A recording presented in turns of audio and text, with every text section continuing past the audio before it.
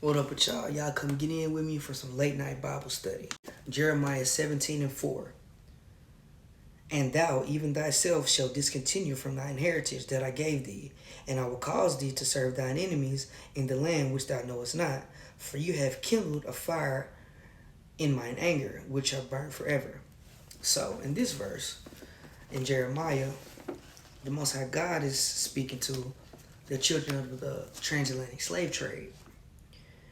Many of us don't know what land we originate in. Africa, the name Africa, is the white man's creation. The reason why it's called Africa is because the Romans conquered the people in Tunisia called the Afri people. As a result of that, they named the entire landmass Africa. But me and you know that Africa is made up of many different nations, many different tribes, over 1,000. So now we can move to Deuteronomy 28 and 64. Deuteronomy 28 and 64. And the Lord shall scatter thee among all people, from the one end of the earth even unto the other, and there you will serve other gods, which neither you nor your fathers have known, even wood and stone.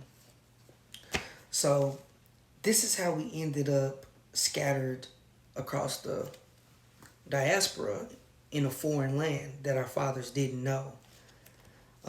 When it says that we're worshiping wood and stone, it's specifically referencing Christianity and Islam. Because in Islam, people worship what you call the Kaaba stone, right? Or they go before it at Mecca and they kiss it. They walk around it, things of that nature. And in Christianity, that wood is the cross, right?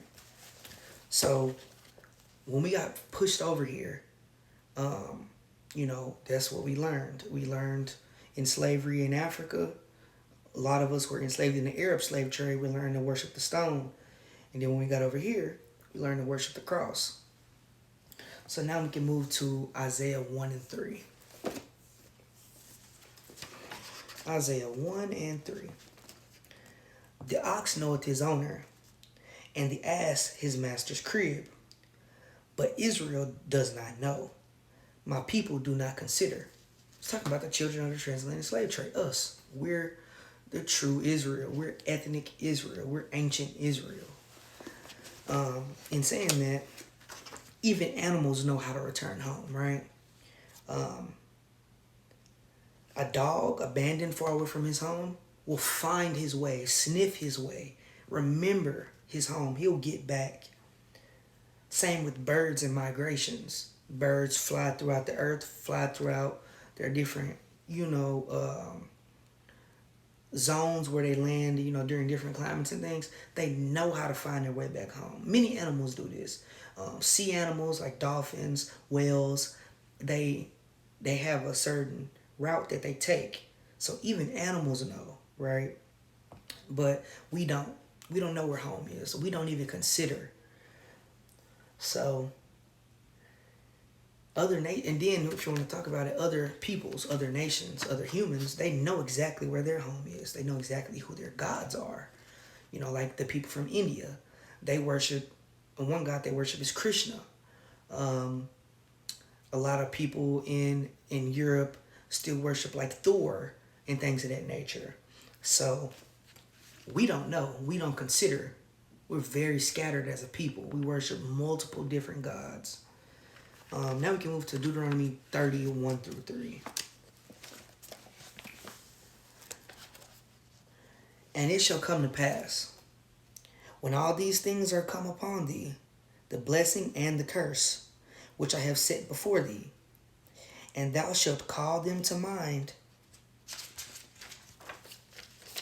among all the nations, whither the Lord thy God hath driven thee.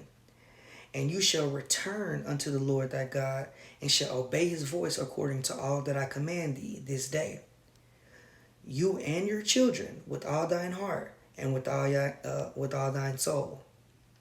That then the Lord thy God will turn thy captivity, and have compassion upon thee, and will return and gather thee from all the nations whither the Lord thy God hath scattered thee. So in Deuteronomy 30:3, it's a promise that if we return to our God, we return to his laws, that he will have compassion on us and return us to our land. That's the exchange, right? That's what we have to sacrifice, is the wicked ways of this nation, the wicked ways of America. If we stop trying to be liberals and conservatives, we will rule over these people once again, right? And I'll get even a verse that I don't have marked, Revelation 13:9. I'll get Revelation 13:9 for y'all real quick, and this will be the end of this late night Bible study. I appreciate y'all for watching if you got this far. Revelation 13:9 through 10. If any man have an ear, let him hear. He that leadeth into captivity shall go into captivity. He that killeth with the sword must be killed with the sword. Here is the patience and the faith of the saints.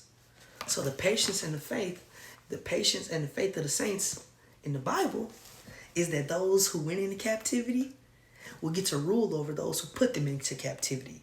So we went into slavery, we'll get to put them in slavery. They killed us, and you know what'll happen to them. That is the patience and the faith of the saints in Revelation. In the good old Bible. This is the Hebrew Israelite Bible. You can go check the KJV. You can check the NLT. You can check the Gideon Bible in your hotel room. It's going to say the same thing. I appreciate y'all for staying through this. I appreciate y'all for listening to my TED Talk about Scripture. Y'all have a good night.